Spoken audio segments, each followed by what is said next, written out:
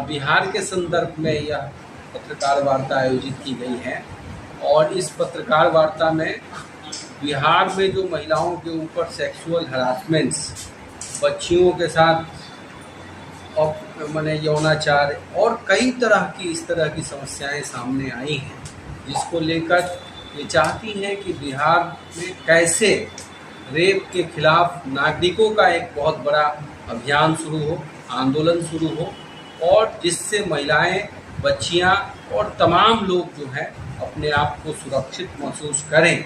और उसके लिए हम समाज के कई स्तर पर काम करने के लिए तैयारी के साथ आज उपस्थित हुए हैं और विस्तार पूर्वक योगिता भयाना जी बताएंगी कि किस तरीके से हम उनको लीगल मदद देंगे, किस तरीके से वैसे पीड़ित परिवारों के साथ हम खड़े होकर उसको काउंसलिंग करेंगे और भी कई सारी प्रक्रियाएं हैं जहां वो पीड़ित महसूस कर रही हैं। उस तरह से हमारी बगल में वकील साहिबा हैं जो पटना से ही हैं, रीचा सिंह जी, ये भी इसमें है और बिहार के कई जिला से हमारे साथी आए हैं। जमुई से हैं, मुजफ्फरपुर से रिंकू देवी हैं, जमुई से नंदलाल जी हैं, नालंदा से आपको दीपक जी और पटना से, आरा से। इस तरह से वैसे लोग जो महिला के विषय पर, महिलाओं पर हो रहे अन्याय के ऊपर संजीदगी पूर्वक मुखर होकर अपनी आवाज़ बुलंद करते हैं। और आज विशेष रूप से किस तरीके से इस पूरे आंदोलन को आगे बढ़ाना है और आंदोलन को जनपक्षीय बनाना है, और इसलिए मैं योगिता भयाना जी से आग्रह करूंगा कि इस पत्रकार वार्ता को संबोधित करें। धन्यवाद माधव जी। मेरा बिहार में आना जाना लगातार रहा है, क्योंकि जब भी देश में बच्चों के खिलाफ कुछ ऐसे यौन अपराध होते हैं, संगीन अपराध होते हैं, तो हमारी संस्था PARI people against rapes in India इसको उठाता है, मुखर होकर उठाता है और उन परिवारों के साथ लगातार उनकी लड़ाई में भी साथ रहते हैं और कोशिश रहती है कि उनको न्याय दिलाया जाए। मैं बात कोशिश की इसलिए कर रही हूँ कि न्याय एक अपने आप में एक ऐसी जटिल प्रक्रिया है जो ऋचा जी भी आपको बताएंगे कि वो गैप देना कि न्याय दिलाते हैं हम, तो थोड़ा सा ज़्यादा अतिशयोक्ति हो जाएगी। हम कोशिश करते हैं कि उनकी लड़ाई में उनके साथ रहें और उनको न्याय दिला पाएँ, उसकी कोशिश हमारी लगातार रहती है। पर ऐसे अपराध हो क्यों रहे हैं? बड़ा सवाल है कि हम जब यहाँ पर इतनी बड़ी बड़ी बातें करते हैं कि हमारे पास किस तरह के मिसाइल हैं, हम इतने तरक्की कर चुका है हमारा देश, हम चांद पे जा रहे हैं, हम पता नहीं क्या क्या कर रहे हैं, ऐसी नई टेक्नोलॉजी आ गई है कि पूरी दुनिया एक दूसरे से जुड़ी हुई है, और हम आज भी इस बात पे विचार कर रहे हैं कि हम अपने बच्चों को दरिंदों से कैसे बचाएं। कितना बड़ा सवाल है। और आपके ही स्टेट में, क्योंकि मैं तो पूरे देश भर में ऐसे केस देखती हूँ, और मनोहर मानव जी हमसे काफ़ी सालों से जुड़े हुए और सपोर्ट करते हैं और बहुत सारे काम हम मिलजुल के करते हैं। तो आप ही भी आप सोचिए, पटना में यहाँ पर बैठ के हम प्रेस कॉन्फ्रेंस कर रहे हैं और यहीं पर एक ज़्यादा पुरानी बात नहीं है, पिछले महीने की बात है, एक बच्ची अपना दम तोड़ देती है एम्बुलेंस में। ये सोचिए कितनी बड़ी बात है कि उसको इलाज नहीं मिल पाता, उसके साथ बलात्कार होता है, उसके साथ इतनी मारपीट होती है, चाकू घोंप दिए जाते हैं, उसके बाद भी वो 7-8 घंटे, और इतनी गर्मी थी तब उस दिन जिस दिन उस बच्ची ने दम तोड़ा। तो इस तरह की ये पहली बात नहीं है, ना वो आखिरी केस है ना वो पहला केस था, और उसके बावजूद उसके बाद भी न जाने कितने केस आ गए। आप हमारा सोशल मीडिया आप देखिए, हम लगातार डालते हैं। और खाली बिहार की बात नहीं है, कोई राजनीति की बात नहीं है कि इलेक्शन आ रहे हैं तो हम ये मुद्दा उठा रहे हैं, हम लगातार आते रहते हैं बिहार में, और हमारे वॉलंटियर्स यहाँ पर हैं, हमारे साथ जो पीड़ित परिवार हैं जुड़े हुए हैं। पर हम चाहते हैं कि इलेक्शन का मुद्दा बने, हम चाहते हैं कि नई नई पार्टियाँ उभर के आ रही हैं, नए नए नेता उभर कर आ रहे हैं, वो क्यों नहीं इसकी बात करते। मैं आप लोगों से बोल के ये रिक्वेस्ट करना चाहूँगी कि जब भी आप अगर किसी राजनेता पे जाएं, क्योंकि अब इलेक्शन आ रहे हैं, तो उनको बोलिए इसको मुद्दा बनाएं अपना, राजनीति ना करें इसके ऊपर, पर कम से कम ऐसा माहौल तो बनाएं कि बच्चियाँ सुरक्षित रहें, ऐसे प्रॉमिस करें और उनको फुलफिल करें, क्योंकि ये बहुत बड़ा मुद्दा है। हम इसको चाहे कितना भी इग्नोर करें, हर घर में बच्चे हैं, महिलाएं हैं, और अगर हम चाहें, ऐसा नहीं है कि ये ऐसा मुद्दा है जो नहीं ठीक हो सकता। हम लगातार ट्रेनिंग करते हैं, हमारे यहाँ पर ट्रेनिंग मटेरियल भी आप देखेंगे, बहुत सारे बदलाव जब आएंगे ना उसके बाद ये सारी घटनाएं रुक सकती हैं, और बिल्कुल रुक सकती हैं। और इसमें कोई अतिशयोक्ति नहीं है। अगर हम मिशन के रूप में कोई भी सरकार ठान ले, और समाज भी, क्योंकि मैं खाली सरकारों से बोलूँ कि नहीं आप ही इसको ठीक करेंगे, वो नहीं होगा, बट सरकारों की बड़ी भागीदारी है। क्योंकि अगर मैं चाहूँ कि कोई बदलाव आए स्कूल में, स्कूल स्तर पर ट्रेनिंग हो, या कहीं पर भी इस चीज़ के लिए कोई सुरक्षा के नियम बनने हो, वो तो सरकारों को बनाने पड़ेंगे ना, वो तो हम समाज के लोग नहीं बना सकते। पर समाज के लिए भी हमारे पास मैसेज है कि हम जिस बलात्कारियों की बात करते हैं, जो इन छोटी छोटी मासूम बच्चियों को या महिलाओं को अपने दरिंदगी का शिकार बनाते हैं, वो किसी घर से तो आते हैं। किस घर से आते हैं? किसी घर से तो निकलते हैं, कहीं तो पैदा होते हैं, कहीं तो परवरिश लेते हैं, तभी तो समाज में आते हैं। और वो समाज में अगर दरिंदगी कर रहे हैं तो कहीं ना कहीं समाज भी जिम्मेदार है कि नहीं है? आप मेरे साथ यहाँ पर जुड़, तो यहाँ पर दोनों की भागीदारी जरूरी है। तो महिला बच्चियों के साथ जो है छेड़छाड़ और इस तरह की घटनाएं सुनने को मिली। ये अलग बात है कि ये जो रिपोर्टिंग होती है वो राष्ट्रीय स्तर की किसी घटनाओं की सुर्खियां बन जाती हैं। बिहार में उससे भी ज्यादा कई घटनाएं होती है, दरिंदगी होती है, लेकिन वो कहीं सुर्खियां राष्ट्रीय स्तर की नहीं बनती। ये दुर्भाग्य है। इसलिए मैं समझता हूँ कि बहुत बड़े नीति की जरूरत है। और योगिता जी ने बहुत अच्छी बात कही, ये चर्चा होनी चाहिए, पार्लियामेंट में चर्चा होनी चाहिए, असेंबली में चर्चा होनी चाहिए, इसी को डेडिकेट करके चर्चा होनी चाहिए। 2 दिन तक पार्लियामेंट और असेंबली लगातार इसी विषयों के ऊपर चर्चा करे और किस तरह की नीति बने जिससे हमारी महिलाएं जब सड़क पर चले तो उन्हें ये लगे कि हमारे साथ एक सिस्टम चल रहा है। कोई बाल बांका नहीं कर सकता है, कोई जो है स्पर्श नहीं कर सकता है, कोई छेड़छाड़ नहीं कर सकता है, समाज में नहीं बल्कि सलाखों के अंदर होगा। जब इस तरह का मजबूत सिस्टम हमारे साथ काम करेगा तो मैं समझता हूँ कि निश्चित तौर पर जो रेप अगेंस्ट समाज है, रेप के खिलाफ समाज है, वो धीरे धीरे बनने का दिशा में आगे बढ़ेगा। और जो आपने सवाल उठाया कि उस तरह की चीजों पर भी लगाम लगे, बनाए ताकि ऐसे केस ना हो। उसके लिए हमारी संस्था लगातार इस विषय पे ट्रेनिंग्स करती आ रही है, बातचीत करती आ रही है। और इस तरह की प्रेस वार्ता करने का कोई विशेष मुद्दा नहीं, यही मुद्दा है कि लगातार हम समाज को जागृत रखें। हम आप पत्रकार लोग भी, आप लोग भी, हम लोग इंसान पहले हैं। हम लोग चाहते हैं कि जागृत रखें इस मुद्दे को, इसको मरने ना दें। तो वो जागृति जगाने के लिए हम लगातार आते हैं, अपनी बात रखते हैं। हमारे यहाँ लोकल बहुत सारे लोग जुड़े हुए हैं हमसे, मैम भी जुड़ी हुई हैं, वो भी अपनी बात रखेंगी। तो मैं चाहती हूँ कि आप इस चीज़ को जागृत रखें। और कोई ऐसा दिन नहीं कि चुना हमने कि हम यहाँ थे तो उठाना है, बट हाँ इलेक्शन का मुद्दा है, इसको हम बना सकते हैं। अगर आप लोगों पे कोई सवाल है तो आप पूछ सकते हैं। मैं महिलाओं के लिए और बड़ी चुनौती है, कोई और शोषण है जी, वो मैं हम लोग अभी यही बात कर रहे थे। देखिए ये प्रथा तो बिल्कुल मुझे अभी भी समझ नहीं आ रही, ऐसा अंधविश्वास आज भी चल रहा है। दिल्ली में भी आसपास क्षेत्रों में ये घटनाएं आई और हमने इस पर थोड़ा सा काम भी किया। ऐसा नहीं कि मैं बोलूँगी बहुत इंटेंस काम है, क्योंकि काफ़ी हद तक ये प्रथा जा चुकी थी। पर 5 औरतों को ऐसे कर दिया तो ये सुन के तो मुझे लगा कि ये तो फिर वहीं के वहीं खड़े हो गए हम आके, और बहुत काम करने की जरूरत है। मेरे साथ दिल्ली से मेरी कुलीग स्वप्ना जी भी आई हैं, वो भी अगर चाहें तो अपनी बात रख पाएंगी। ये विचक्राफ्ट की जो आपने बात की, इस पर ऋचा जी भी बताएंगे। इस पर हमें बहुत मतलब मुझे तो बहुत हैरानी है कि कैसे सरकारें इसको होने भी दे रही है। मतलब इस पर कोई जागृति नहीं। हाँ, और अभी मैम और बच्चे सुबह अपना एक IMA में गए थे मैम, और वहाँ से आए, हम लोग लंच कर रहे थे। आपने एक रेलेवेंट सवाल पूछा, हम इसी मुद्दे पे पूरा हमारा कि अगर क्या सच में वो चुड़ैल होती तो आप उसको मार पाते? The very fact that you were able to kill her, चुड़ैल होती तो क्या उसको नॉर्मल इंसान मार पाता? इसमें मैंने एक पोस्ट बनाई थी कि ये देखिए, वो एक पोस्ट एक तस्वीर के माध्यम से हम लोग कैमरा पे, ये देखिए, ये मैंने अपनी सोशल मीडिया पे डाली थी।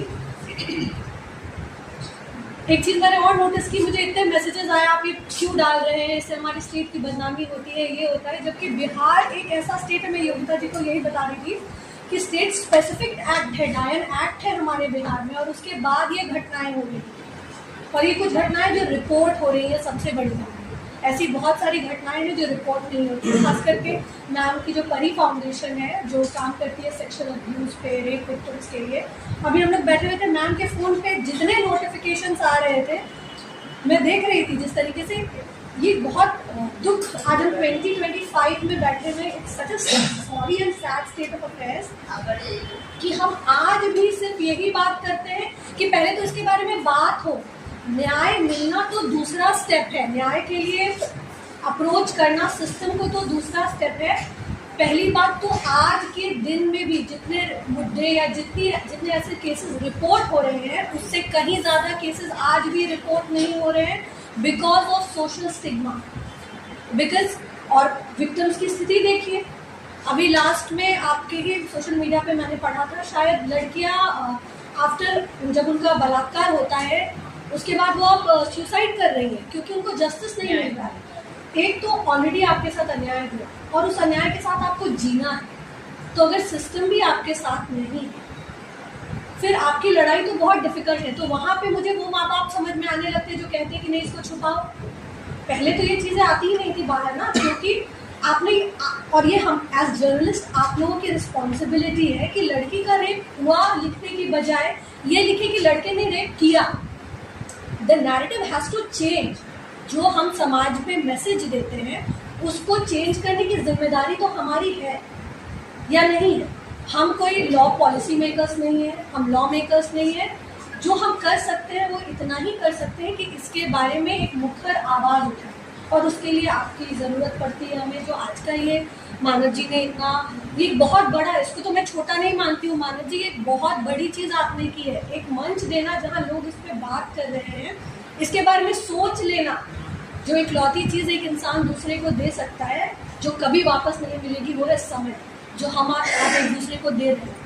उससे बड़ा तो कुछ है ही नहीं। तो इसको छोटा बोलना, तो पहली बात मैं इसको छोटा नहीं मानती। दूसरी बात, जब मैं बात करती हूँ मैं बिहार की हूँ, मैं बिहार से आती हूँ, तो जब लोग, मैं इस तरह की चीज़ें लिखती हूँ और लोग मुझे बोलते हैं आप अपने बिहार के बारे में ये गलत चीज़ें क्यों लिख रही हैं, तो मुझे बड़ा दुख होता है कि लोग को ये तो क्यों नहीं होता है कि हमारे बिहार में ये हो रहा है, गलत हो रहा है, इसका दुख नहीं है।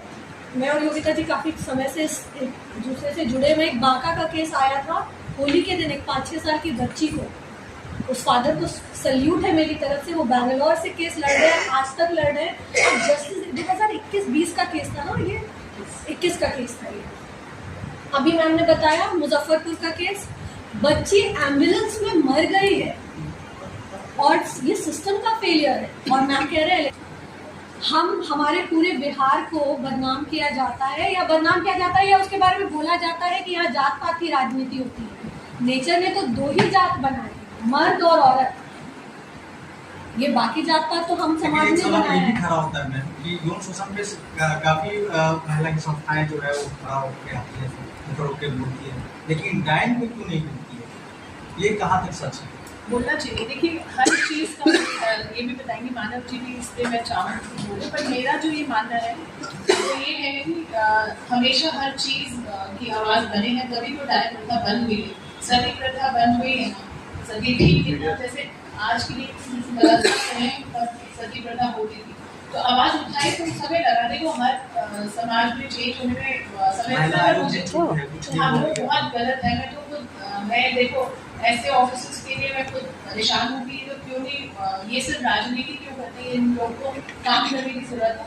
और ये डायन का केस काफ़ी सालों बाद सुनने में आया है, हालांकि आया है और ये बहुत बड़ी घटना है। 5 महिलाओं को ऐसे कर दिया गया, उनको तो मुखर होकर इमीडिएटली इस पे संज्ञान किया, तो बहुत ज़्यादा कड़ा एक्शन ले लेना चाहिए। तो मनोज जी आपने जिन सवालों को उठाया है, हम उस परंपरा से आते हैं। सती प्रथा के उन्मूलन के लिए इस देश में सबसे ज्यादा काम किया आर्य समाज और स्वामी अग्निवेश। आपको मालूम होगा कि देवराला में जब रूप कुंवर नाम की एक महिला को जिंदा जला दिया गया, हम लोगों ने स्वामी अग्निवेश जी के नेतृत्व में स्वामी जी पद यात्रा की, और वहां के समाज के लोगों ने कहा कि अगर सती प्रथा के खिलाफ अगर आपकी आवाज उठेगी तो हम आपका तलवारों से स्वागत करें। स्वामी जी ने कहा कि आप ध्यान रखिए, याद रखिए कि ये जो तलवार आप चलाइएगा और मेरा सर धड़ से अलग होगा, तो उस समय देखिएगा कि हमारा जो कदम है वो कदम देवराला की तरफ, राजस्थान की तरफ गिरेगा, न कि दिल्ली की तरफ। ये इस परंपरा से हम लोग आते हैं जहाँ पर हम सभी तरह के अंधविश्वास के खिलाफ मुखर आवाज उठाते हैं। यह दुर्भाग्यपूर्ण है और ये नाम पर, भगवान के नाम पर तरह तरह के अंधविश्वास को फैलाते हैं, तरह तरह की चीजों को फैलाते हैं। आप डाइन प्रथा की आलोचना जब करते हैं तो आपको कई तरह की अन्य प्रथाओं को भी आलोचना करना पड़ेगा, क्योंकि उसका कहीं न कहीं जड़ ईश्वर की आस्था में जुड़ा हुआ है और ईश्वर को जिस तरीके से विकृत कर दिया गया है, हमने अपने अपने ढंग से ईश्वर को पूजा पद्धति में कर दिया है। इन वजहों से भी उस प्रथा को एक जोड़ मिलता है, बल मिलता है और उसमें सकारात्मक और नकारात्मक ऊर्जा इस तरह की भ्रांतियां पैदा कर दी गई हैं, जिसका शिकार ज्यादातर महिलाएं होती हैं। आप देखिए कि यहाँ बड़े बड़े लाखों लाख महिलाएं आ जाती हैं आस्था के नाम पर। देखिए रामपाल और राम रही, ये सब क्या होता है? वहाँ डाइन प्रथा तो नहीं है, लेकिन लाखों लाख महिलाएं, भोली भाली महिलाएं चली जाती हैं। एक बाबा हैं, अभी बिहार में आया और पूरी महिलाओं का हुजूम उसके पीछे चला गया। नाम है बागेश्वर। वो कौन सा बाबा है? कौन सा तंत्र मंत्र जानता है? पूरी तरह से पर्ची निकालता है। अंधविश्वास आप डाइन प्रथा तक मत सीमित रखिए। मैं कहता हूँ कि इस तरह के बाबा जो भ्रष्ट बना रहे हैं समाज को, अंधविश्वास के जड़ में जो है इस तरह के बाबा और हर तरह के लोग शामिल हैं, उसके कुचक्र को नहीं तोड़ा जाएगा तो आप केवल डाइन प्रथा और अंधविश्वास पर करारा प्रहार करना होगा, तब जाकर के इस पर लगाम लगेगी। हमारी भोली भाली महिलाएं जिनको आस्था के नाम पर हजारों किलोमीटर दूर चली जाती है ना, रोजी रोटी के सवाल पर, उनके जीवन में सशक्तिकरण आए, किसी की हिम्मत ना हो, मुझे दुख के साथ करना पड़ता है। प्रत्येक इस देश का जो स्टैटिक्स है, प्रत्येक 4 मिनट में एक महिला जो है वो छेड़छाड़ का शिकार होती है पूरे देश में, और प्रत्येक 22 मिनट पर इस भारत में एक महिला जो है वो बलात्कार की शिकार होती है। ये स्टैटिक्स है, औसत आंकड़ा है। ये बहुत सोचने पर मजबूर करता है और कहीं न कहीं समाज की जो आधी भागीदारी है, गांधी जी ने कहा था कि सत्याग्रह का नेतृत्व केवल और केवल महिलाएं कर सकती हैं, और महिलाओं के साथ इस तरीके का द्वैध दर्जा का व्यवहार हो रहा है, यह बहुत ही अपमानजनक है। इसलिए डाइन प्रथा के साथ साथ इस तरह के अंधविश्वास को बढ़ाने वाले जो बाबा ढोंगी लोग घूम रहे हैं, उन पर भी सख्त कार्रवाई होनी चाहिए। समाज को सशक्त करना चाहिए और सही मायने में अध्यात्म को अपने जीवन में आत्मसात करना पड़ेगा, तब जाकर। क्यों पुणे में वो जो अंधविश्वास के खिलाफ काम करने वाले व्यक्ति को मार दिया गया, गोविंद पानसारे, वो क्या नाम था उनका, संरक्षण में बढ़ता है। जब तक राज संरक्षण प्राप्त नहीं होता है, इन लोगों का त्रिगुट गठजोड़ है, पूंजीपतियों का, राजनेताओं का और बाबाओं का। उसका पहला जो मुखर स्वरूप होता है, बाबा आगे होते हैं और राजनेता उसको वोट लेना है, वो जाता है, बोलता है, उसका काम है कि वो समाज को सही दिशा दे, सही अर्थों में अध्यात्म को अपने जीवन में आत्म। धर्म को कहा गया है, धर्म के 10 लक्षण बताए गए हैं, वो सार्वभौमिक है, वो किसी एक पंथ मजहब के लिए नहीं है। इसलिए गांधी बाबा कहते हैं अहिंसा, सत्य, अस्तेय, ब्रह्मचर्य, असंग्रह, शरीर श्रम, अस्वाद, सर्वत्र भय वर्जनम। इस तरीके का जो यूनिवर्सल भारतीय परंपरा में सोच है, उस सोच को जो है दबा दिया जाता है और कहीं न कहीं लोगों के डर का जो है बाजारवाद ऐसा खड़ा कर दिया गया है कि जिसके वजह से महिलाएं कई तरह से शोषण का शिकार होती है। जब डाइन प्रथा का हम प्रखर विरोध करते हैं, लेकिन उसके साथ अंधविश्वास फैलाने वाले लोग, पर्ची निकालने वाले लोग, भाग्य और भविष्य बताने वाले लोग, उन पर भी उसी तरह का आचरण को बढ़ावा। आपका संविधान का आर्टिकल 51 जो साइंटिफिक टेम्परामेंट की बात करता है, साइंस के साथ अगर विज्ञान रहेगा तो विकास होगा, और उसमें से विज्ञान के साथ अगर हम ये अध्यात्म को निकाल देते हैं तो विनाश का काम करता है। जैसे अणुबम केवल विनाश का काम करेगा, केवल साइंस है, उसमें कोई स्पिरिचुअलिटी नहीं है। बात उठाना चाहिए। आप देखिए कि सारे विज्ञापनों में महिलाओं का प्रदर्शन है, और क्या है, आप हर जगह से एक न एक स्रोत आपके बच्चों तक, आपके जीवन तक पहुंचाया जा रहा है। तो महिलाएं केवल भोग की वस्तु नहीं है, महिलाएं एक तरीके से समाज की आधी भागीदारी का नेतृत्व करने वाला एक बहुत बड़ा सृजन की भूमिका है। महिला के बिना हम कल्पना नहीं कर सकते। हिंदुस्तान में या पूरे वर्ल्ड में सबसे ज्यादा अगर महिलाओं के ऊपर भद्दे गाने हैं तो भोजपुरी में है।